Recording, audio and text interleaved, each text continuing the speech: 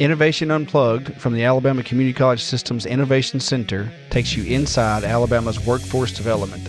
Join us for enlightening conversations with community leaders and industry experts showcasing experiences, addressing key issues, and celebrating successes in the workforce initiatives across the state.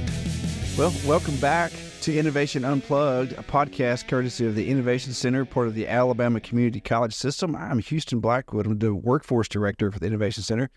And I have with me today Brandi Merrill, the Director of Curriculum Design. Did I get that right? You got it right. Right. You want to introduce our guest? Hey, I'm going to let him introduce himself. So tell us who you are and what you do. Yes, I'm Tony May with the Alabama State Department of Education. More specifically, I'm the Workbase Learning Specialist for Career Tech and Education. On the side thing, education, we wear multiple hats.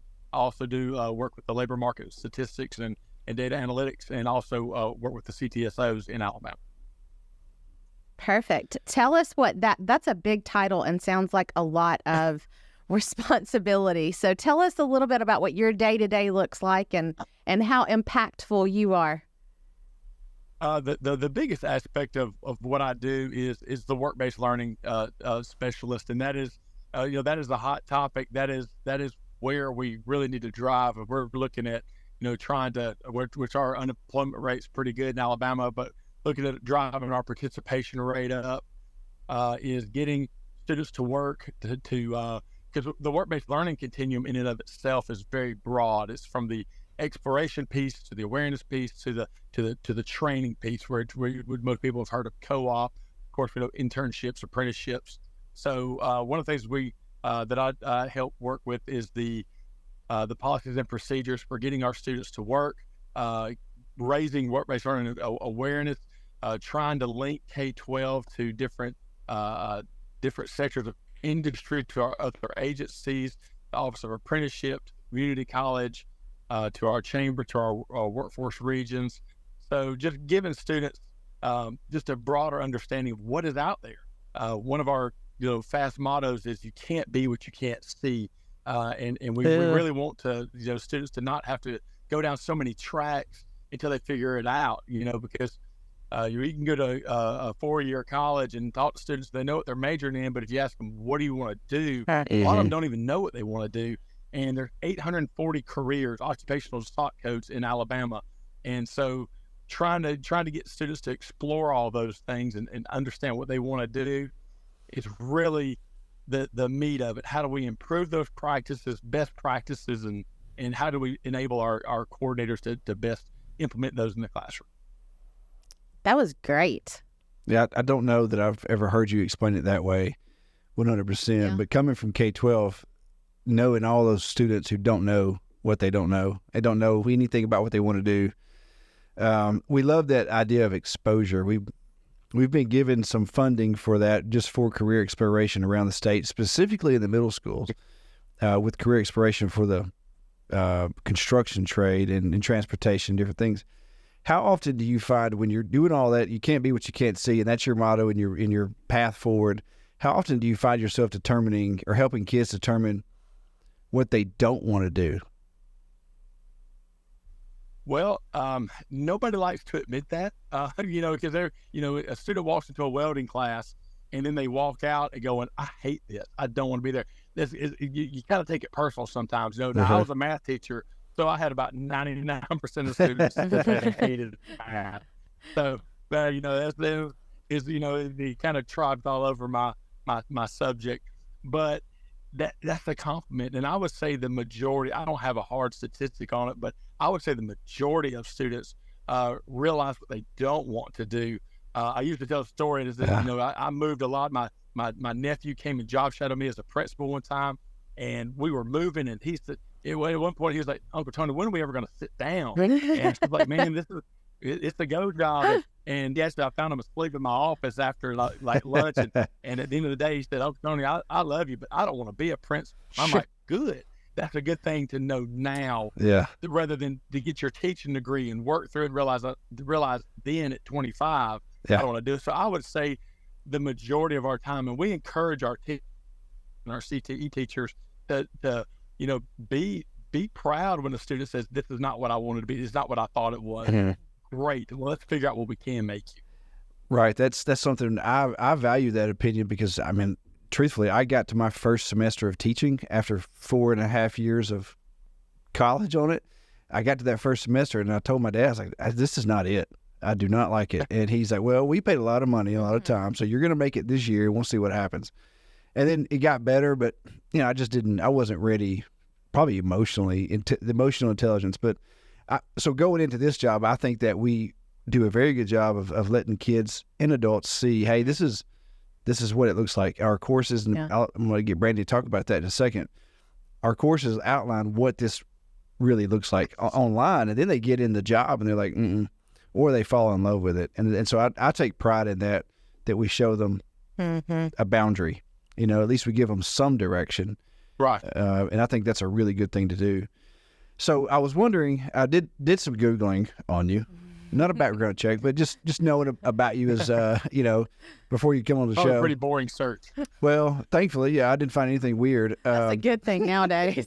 Yeah. If it's boring, it's all good. But just, because we're still learning about this podcast thing, and we know each other professionally, but not that much personally. So what was your path from, I don't know what I'm going to be, to math teacher, to principal, to working for the State Department?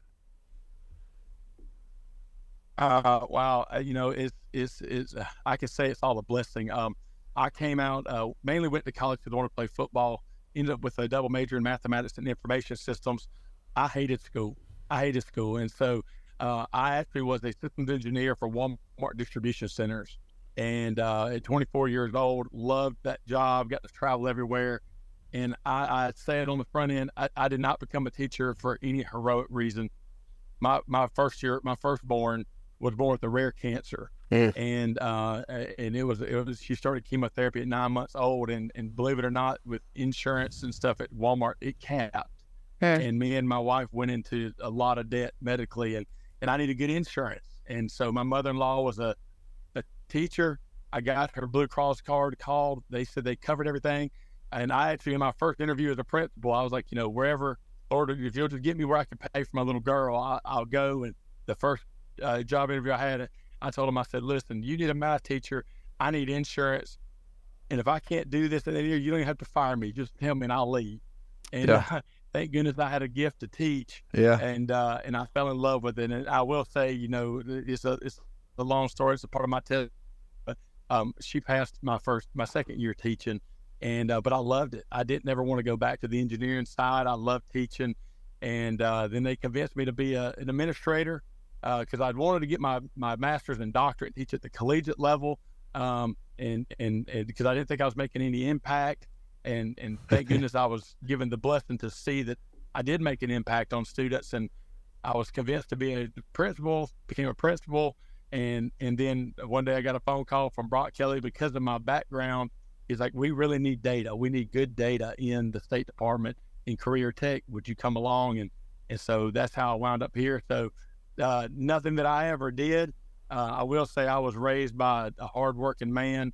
I was a first generation college degree, and it was my work ethic that really pushed me, and that's what I pushed try to talk to our students and talk to them about. It's a work ethic that got me where I was, because I've never been the most talented or smartest person in any room I've ever been in, but I work, and so that's where I stand today.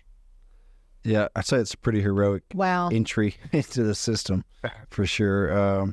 So that's a good story. That is a very passionately put and humble story, and not a story, but a personal story for you, and it comes across. And we talk about all the time how, and I can hear the passion for what you do and the impact, and we talk about all the time how we tend to work hard, and we also all kind of came from, very hardworking backgrounds, and kind of understand that raising, that rearing, but to kind of hear you put it in those terms about how, ultimately your choices, which I believe were divinely led choices, your choices led you down a path that now you have the opportunity to impact so many people. We talk about that all the time, about how surprised we are, in a sense, that we all have kind of come together in this Innovation Center project, but just how divinely oriented we feel like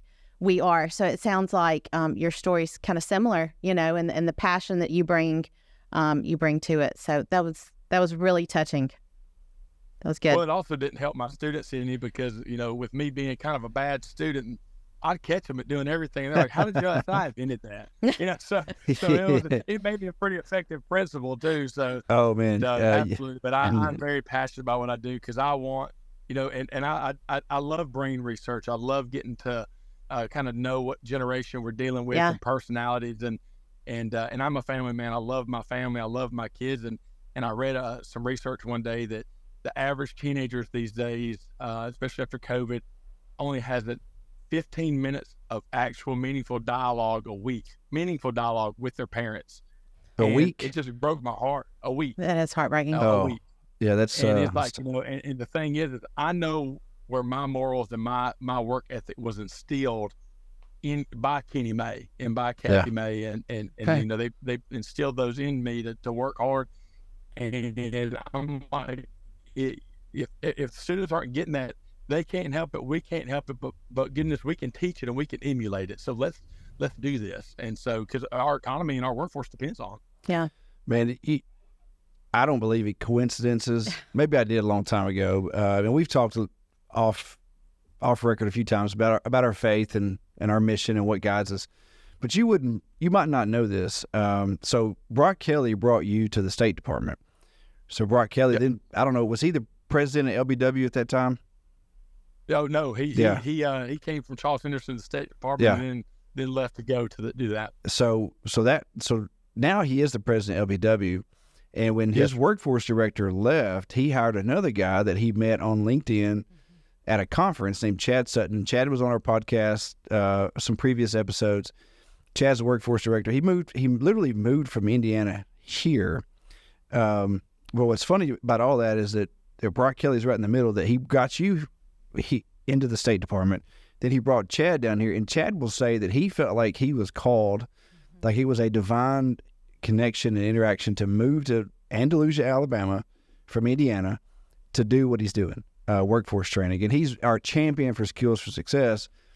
And some of his biggest efforts and biggest successes have been in the K-12 world, which guess who blessed that and made that happen? That'd be Tony May and Ken Seeley. And so, like, you have those two worlds out there, no coincidence, coming together to create an opportunity for kids in Covington and Escambia County and whatever the county Chad serves. Yeah, and the connection. Yeah. Because, you take up Brock Kelly and you connect all these pieces together.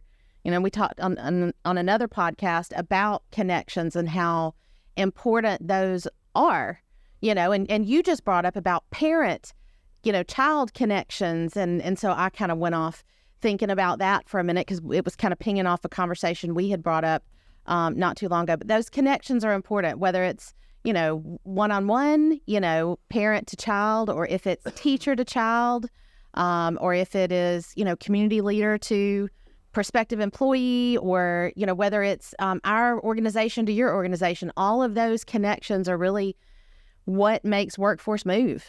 But and I will say this, I talk to students as well. Sometimes we overstress and overthink ourselves. This may be off the beaten path, but it was funny. I was actually presenting in Birmingham for a career tech, Don Morrison, that got me to come and present on spreadsheets because that's one of my specialties. And I was presenting on that, and I got to the point because I'd actually tried moving more in K-12 and been getting roadblock after roadblock, and very frustrated. And my ego had kind of gotten a little smashed, and I had a quiet time that morning, devotion, and I said, you know what, Lord, I'm content. If that's where you want me till I retire, I'm content. I'm good. And truly felt that. I didn't just say the words. I was like, I really felt content where I was. I could keep serving kids all day long. And 3 hours later, Brock calls and goes, hey. Yeah. I'm like, all right, I guess we're just waiting for that contentment there. But, just being content in your job, and sometimes you got to let natural flow of things work. And I'm just happy where I'm at. I'm happy what I'm doing. And I look back and I'm just grateful and thankful for everything that all the opportunities I've had. Us too. We probably have the same story, just didn't expect this thing to happen and didn't know what it was when it came on board. So I have a question. My biggest question for you is the origin of the CRI and how that came to be. And let me give you a quick scenario of what I know about education. So I graduated high school in 1999, and it was whatever it was. My first year of teaching was the first year of inclusion for special ed. And then shortly after that, we had AMSTI came along. It was a big thing. And then we had A+ College Ready in the AP program. And then we had dual enrollment. And the whole time, I never heard anything as a teacher, a young teacher, about career tech. It was never talked about until I was probably 2012 or 13. It was the first time someone mentioned anything about it. And they didn't even call it workforce, or they didn't call it CTE. I don't even know what it was. So from your experience, where did the CRI come from? Well, I'm kind of in the same boat, and I will say this, but again, I can't answer questions directly, sure, because I always have a story behind it. But I was the same way, and as a 9 years as an administrator, I look back now and go, because I'm always trying to look for something to be innovative. I was always trying to look for that edge for my students, and I've said it 100 times. If I back 9 years when I was first administrator, this is now 13 years ago, but if I go back, I would tag team with CTE. It's everything that I was wanting, and so I was the same way.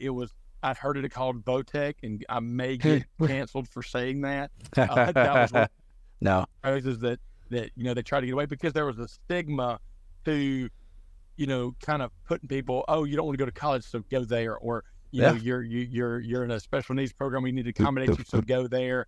And it really was a dumping ground, but it had a lot of money behind it. So that was my experience with it as well, until I actually learned what it was. And so from my understanding with the CRI, those credentials is really kind of spawned from Governor Kay Ivey's Success Plus plan, and wanting to credential and have our workforce skill ready, 500,000 skilled workers. And that doesn't mean we need to create 500,000. We want to upskill 500,000. We need that to fill that gap. And so these are, not done by a curriculum specialist, not written by an educator, but industry-led credentials. What are the things that the business industry say you need to have a job? And that's where it started. So, let's get a list of them. Now we try to categorize where they are. So there are third-party credentials that business and industry say these are what's important. Preach. Yeah, that's exactly what, and that's what we were strictly created to quickly upskill people, to cut out all the riffraff, no fluff, just the skills. Here's the knowledge, here's the skills you got to have, and let's put it in accessible fashion and go. Brandi's been an absolute dream of taking that caterpillar and turn it into a butterfly to make these courses really go well. Well, it's easy. It's easy when you have the right people who are in such a need, whether it doesn't matter what industry it is, everybody wants a seat at the table to come and say, here's how we need help, right? And it's so cool to watch a group of people who may or may not know each other agree in the world of, everybody can't agree on anything these days. They come together and they agree on, no, these are the need to know things, because we've all either been in the classroom or been in front of the classroom where there's so much that, you kind of skip over or don't want to cover because it's really not all that relevant. And so it's so much fun to watch this group come together and go, here are all the things that are relevant, and that's all we need. And then we get to take it and kind of run with it. So it is fun. I mean, thank you for that. But it makes it easy, when everybody kind of comes together for that cause. And it is amazing that it's such a, it shouldn't have been a novel idea, but it's that you took and you made it so easy. Because the thing is I know you say it's easy. I know it was not easy to put together, but it's like we've always done these things that have just been silly with theory and what are we thinking, these mystical, magical, offbeat things. And it's like, why don't we just ask the business industry what they want? And you provided that, and turns out that's what the students want, because the students just want to be a better worker. Yeah. I mean, I'll tell you what the Innovation Center is doing is, and I will say this, I get the opportunity to travel to other states and conferences, being on National Workbase Learning Policy Committee, just I am so grateful and thankful for our partnerships that with the community college and innovation center, because that is not everywhere. That is, I spoke with several states that they don't even have a communication with their community college. They're like, oh no, it's like we live on two islands. Yeah. And I would hate to live in a world like that. Agreed. Yeah, we're not those people. We are constantly just jumping into conversations that we don't belong in, just to say, hey, have you thought about doing it this way? And as often, I was just with the Morgan County EMA Monday, trying to tell the EMA director what we do, and he was like, so if I got 22 other county EMA directors, you could tell them about this? And I was like, that's what we do. That's literally what I get paid to do. But explain it, he said, this is not real. This is too easy and too good to be true. And I was like, well, we get that a lot, but literally it's a no-brainer. We just, for the first time, where the gloves were off for us, I think as a state, to really build something that is usable and accurate. I want to throw some numbers at you. We started the fall semester, the end of the summer semester, right around 5,000 participants, enrollments around the state. That's with 22 colleges working, and we had not really engaged with the CRI because you guys were waiting to release that data at the summer conferences.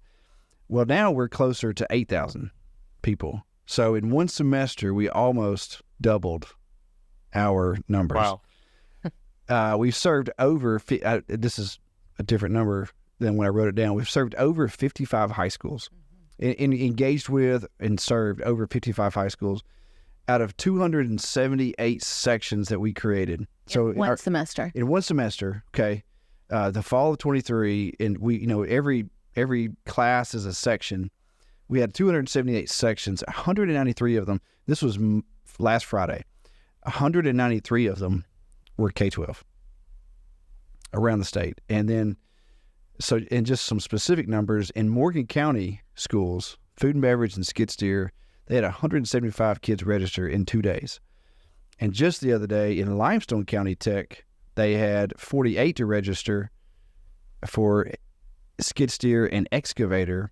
This was the Limestone County Career Tech. And then down in Andalusia, they had another 52 to register for excavator to be held in January. And so I want you to just put your principal hat on and your work-based learning hat and think about those almost 300 children that are about to go through a hands-on lab. They're going to go through some knowledge. They're going to go through some hands-on. They're going to cut the onions. They're going to run that skid steer up and down a slope dirty, and it's going to be cold. It might rain on them. How powerful is that for you as a work-based learning, just a training guru? What does that say to you? Well, what it means or what it says are two different things. What it means to me is that it's the entire world. It is the skills. It's the what our industry partners are asking for. It's what they want. But what it says to me is how hungry our students are. I mean, and here's the thing: in the world of our technological advancements, I know that the word hasn't gotten out there a lot because it's as a principal, is even when you get presented with something like this, it's almost one of those, it's too good to be true. How does this work? And so there's still a lot of questions out there that are going on. But I know I spoke to a couple of principals, and I just mentioned, man, wouldn't it be awesome if you could get a kid to skid? Man, I got 10 kids right now that would love to drop skid steer. Students are hungry to have those hands-on experiences and to show. And it's funny. I hope I don't make anybody mad with this one, but I'll show the different things that business industry, and we list 6 different items, but there's lots of things. Business industry, least desired, most desired, and we list 6 things. And the lowest thing is usually education. And not that education is not important, but education is a qualifier. The highest thing is that work ethic. And so we go through and we make sure, hey, absolute education is important, get it all you can. But what most teenagers say that they think the least important thing is work experience. And they say it because that's what they want to be unimportant to business and industry, because they're like, I don't have it. Yeah. And so they're very hungry to one, prove they can do it, and they want to learn. I was at this reverse job fair today in Valdosta, Georgia, and these students actually, it was reversed because business and industry, there was 26 of us from business industry, and we went to their booths, and they were showing off what skill sets they had. Oh, that's nice. Love that.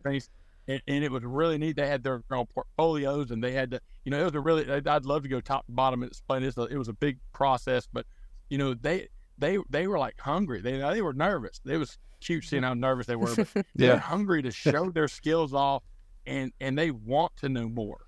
They want to learn more. And so, that is awesome to hear the amount of students that are getting out there and in the school taking that leap. And I know it doesn't sound like a leap because like, hey, we provide this for free, but taking that leap to go, we're going to make our schedule work so that our students can participate in this, and we're going to make it happen no matter what. Okay. Yeah, and that's been a really fun thing to work out is the schedule, because as a principal, the last thing I wanted to do was disrupt my schedule because we worked hard to make it. And man, when you upset the apple cart, it is just chaos to get it back online. But what we do is, this is not sneaky, but it's intentional ploy is we try to hold those heavy equipment labs on campus and try to, if I can, where kids see it.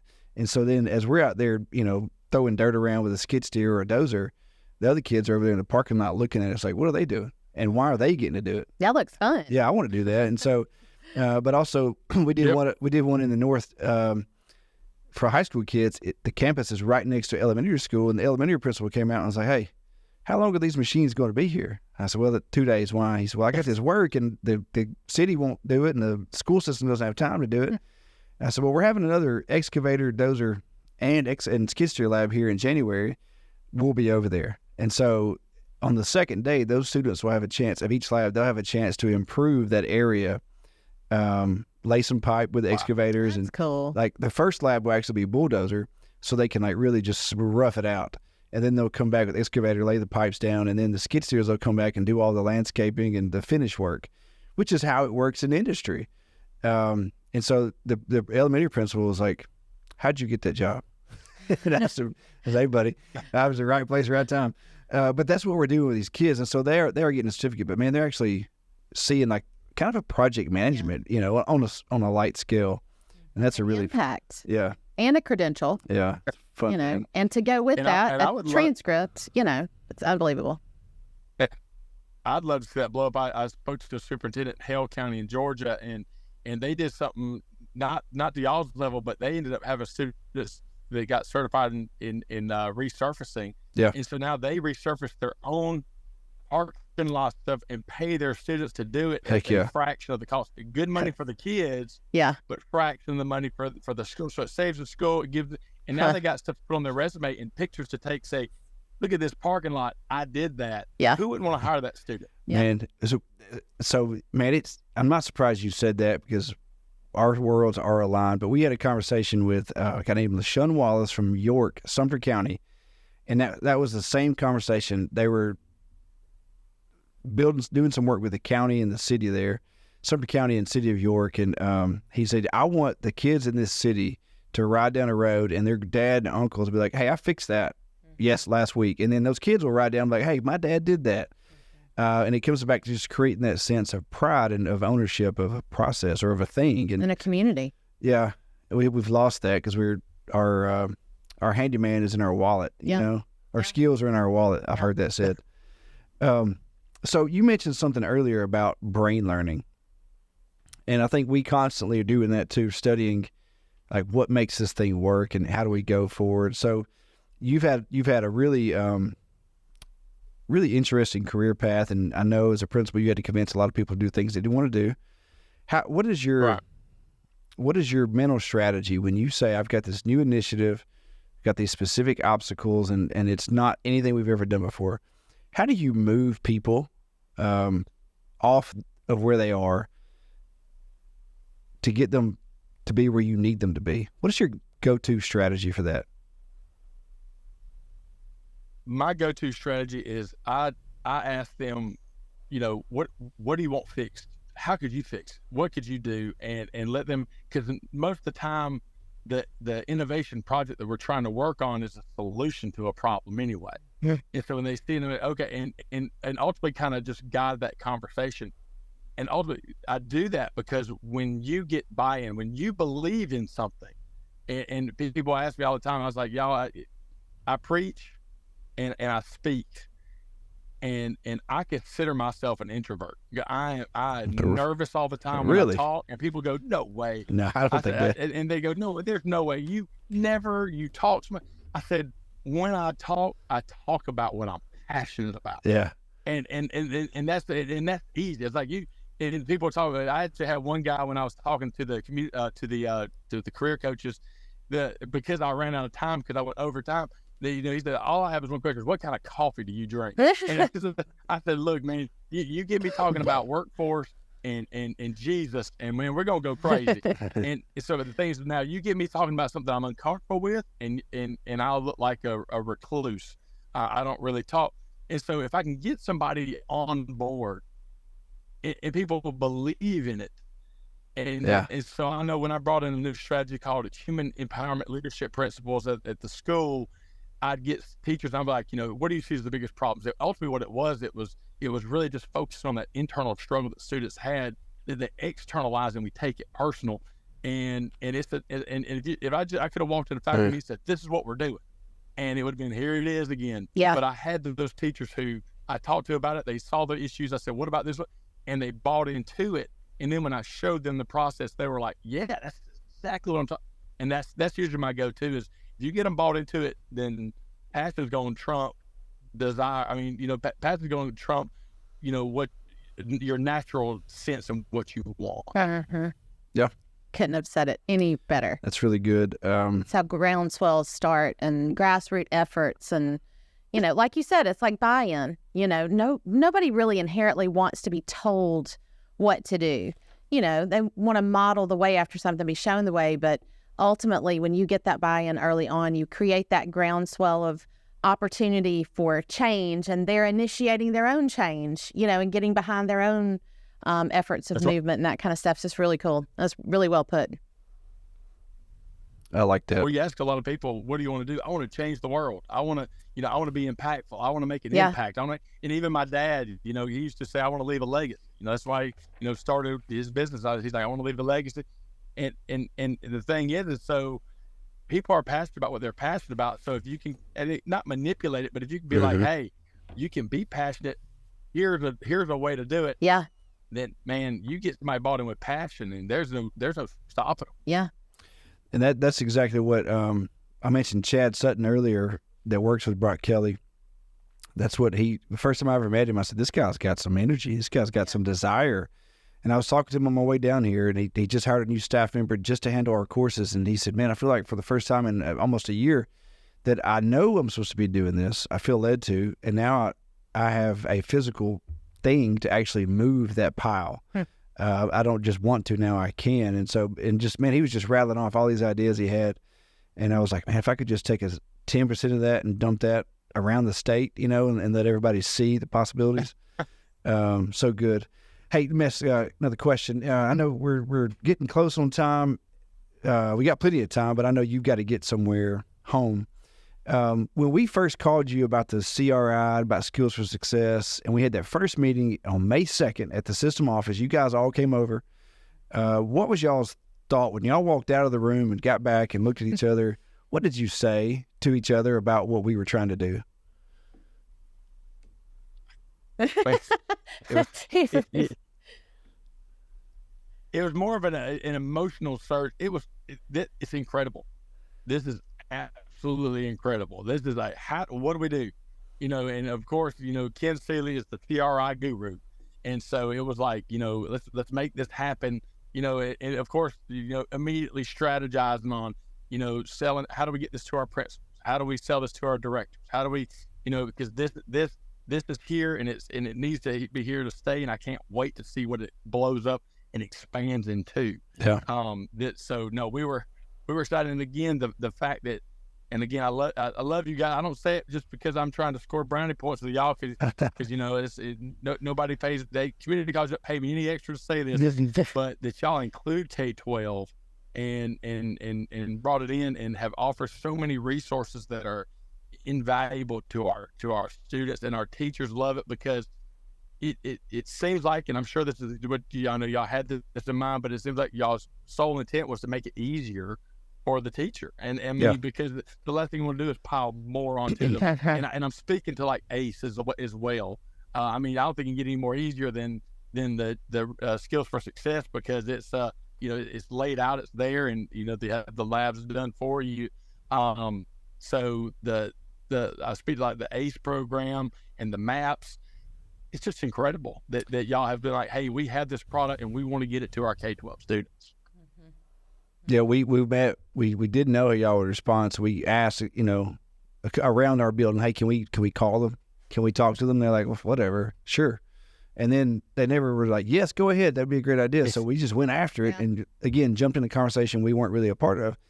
And when y'all left, and then called back a couple day email, like, yeah, we're going to do this. It was like in the Innovation Center's Skills for Success timeline, there's a bomb going off on that day, because coming from K-12 and all the things we've talked about on this episode, I knew the potential to be infused. It would just take a year really to get a taste of it. And so I was just like, oh my gosh. But we were so excited, and everything we do now has a K-12, we look at it, okay, what's this going to look like down there? Yeah. And then all the way up to the retiree who's never touched a computer and now wants to be a school bus driver, and he's got to take an online class. Like, okay. So we have that full range, and Brandi and her team do a super job of navigating that. Well, and it takes away those silos. I mean, ultimately, we're all, we're in a community. We have a community college. We have a community of high schools. We have a community of schools. It just makes sense to kind of work together, right, and not silo off against each other or away from each other, is to kind of work together for the betterment not only of those students, but the community as a whole. And then ultimately, it's impacting the state. So I don't know. It's a massive movement. And we talk about this all the time, how cool it is to think about the future and and this may be my question, is where do you see K-12 and Skills for Success 3 years from now? Like, what do you see as being just out of this world? Man, this is huge. Where do you see it 3 years from now? Our partnership. I would, as quick as it's already growing, because I remember the list has grown just since our conversation on the different skills that are there. I'd love to see, it touch every cluster area. And I mean, you say that, of course, technology comes to my mind, but sure, it's this hands-on skill. But I was in Arizona last week and had a driverless car take me to the airport.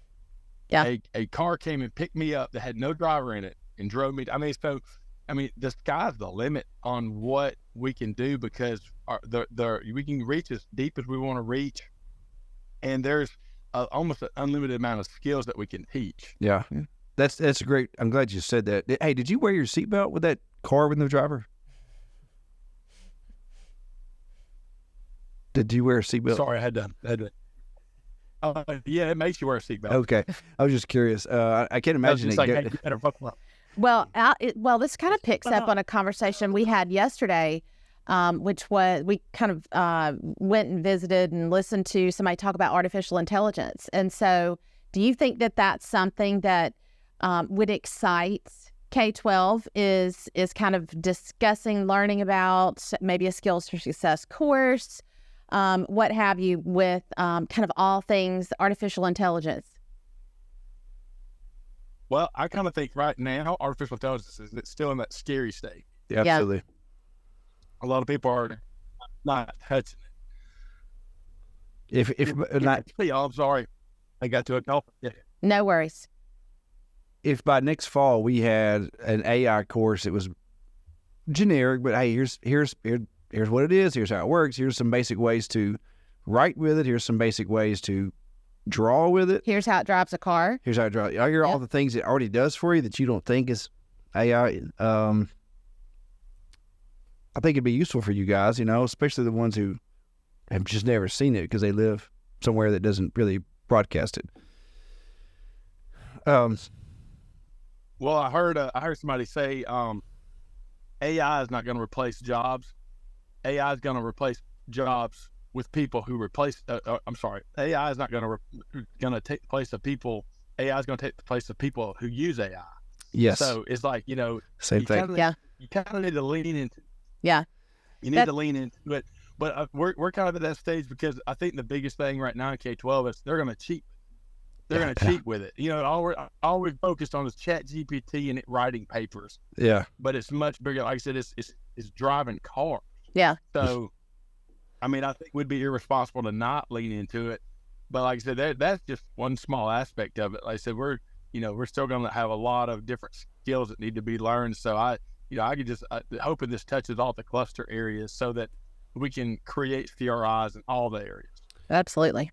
We are planning, now that we've kind of got our feet wet with skills for, not our feet wet, we're over our heads in skills for success. And now we've really, we're waist deep, in K-12 in your waters. It's our goal over the spring, so we can hit next year to have every single industry cluster covered with a skills for success course that can be tied to a CRI in every cluster. And there may be some repeats, but we intend to be as expansive as we can be and have unique courses in each industry cluster, to your point earlier, so that your students, no matter which track they in, and we want to talk about career prep as the basics of everybody's taking career prep. If we could get like our core courses in the career prep CRI so that everybody gets it, not just the ones who are in a track. Does that make sense? I have 100%. Yeah. 100%. I will say this, it's one of the most, I was impressed by the reverse job fair today, but I kind of walked up on a student and he almost kind of didn't have that posture to him. And he was the only one. I said, what is you going to do? I don't know what I want to do yet. I said, don't slump your shoulders. That's a good thing. That's okay. Yeah. That you haven't dove in anything. And so he's working now. He's trying to figure it out. I'm like, that's okay. Yeah. To have that exploration. And I say that a lot with like if you go to ask most second graders, what do you want to do? They're going to say police officer, firefighter, doctor, or of course, pro athlete. A lot of them say that. Yeah. That's what they see. And my 5-year-old, she wants to be a vet and a firefighter and a police officer. Yeah. But that's because she sees Paw Patrol and Doc McStuffins. Sure. I mean, Yeah. She what she wants to be. But we just kind of laugh because my 15-year-old, when he was 5, wanted to be a dinosaur. So they only can. Me they, too. They can't do what you can't see. So I would love that in the career prep. Part of that exploration is to go, hey, here's the different tricks that you can try out. Yeah. Well, we have skid steer, construction, vet helper, vet tech, what do we call that? Vet helper, vet assistant, brand new name. Mental health worker. We'll have construction laborer, electrical helper. That's just the first one. Fiber goes into several different categories. Biotech. Manufacturing. Yeah, manufacturing. All kinds of stuff coming. So off record, we'll meet with you as soon as you can and show you our current list. Oh yeah, we can just email it to you, but we like in person better. But we definitely, it's on our agenda, especially with my K-12 coordinator, Matt. He is driving him crazy that it's not in the career prep already, but he wants to meet with you guys again and plan out that cluster. And Keith Phillips, our big boss, same thing. He wants to make sure we're hitting, because there's some legislation out there, proposed legislation about that. So, it's pretty cool. Yep. It's exciting. Yeah, man. Well, we are almost out of time. I can't believe we made it this far. But final thoughts, man. What you're our guest, and we're so happy to have you. And you've been sitting in your truck for 46 minutes. I know. God bless you. On your way home on a Wednesday afternoon, you probably got some small group or something to attend to tonight. And final thoughts about all things career tech, work-based learning, skills for success, community college system, any of it. What are your parting words for us? Let's just keep fighting the good fight. I mean, we like you said, this is a great system and program. And I know I've said that before already, but our kids, 840 careers. There's no way of any one person being an expert on more than 2 or 3 to talk to them. So we got to open that exploration up for students. And hey, I'm all for missing 10 times on what students don't want to do. That's great. Let's keep just exposing them. And like I said, I got a lot of different things I would love to see happen in education, K-12 education. But the best thing we can do for our students, because ultimately, and I stole this from Dr. Hull, and I may butcher the way he said it, but it's not about the degree, it's not about the certification, it's about the W-2. That's ultimately what everybody's working for. Yeah. Is that W-2 and that working. And so let's let's keep digging after that and finding and what our business industry partners. And what I love about Alabama is that it seems like we're trying to unify and do it together. All aspects, all partners come together, and I love it. I'm passionate about it. I could go on forever, but we could too. I love what I do. Yeah. Well, that's all. I love that saying. We're going to find that it's about the W-2, that whole thing. But man, we thank you so much for coming on. You've been a huge boon to our course and our success, and we say that all the time. And sing y'all's praises for jumping in the fight with us. It's been really good. So thank you for coming on. This won't be the last time. Maybe in 6 months or a year, we'll get your crew on here and talk about what's changed and what's new. And, it's always something to talk about in K-12. And a year from now, look at these numbers again and sit back and go, wow, that'd be cool too. Yeah. That's okay. right. Yeah, man. That's right. I love it. And thank y'all so much. I really appreciate the opportunity. Thank you. Sure. All right, Brandi, close us out. All right. So thanks for tuning in for Innovation Unplugged. Y'all be sure and like, subscribe, and follow.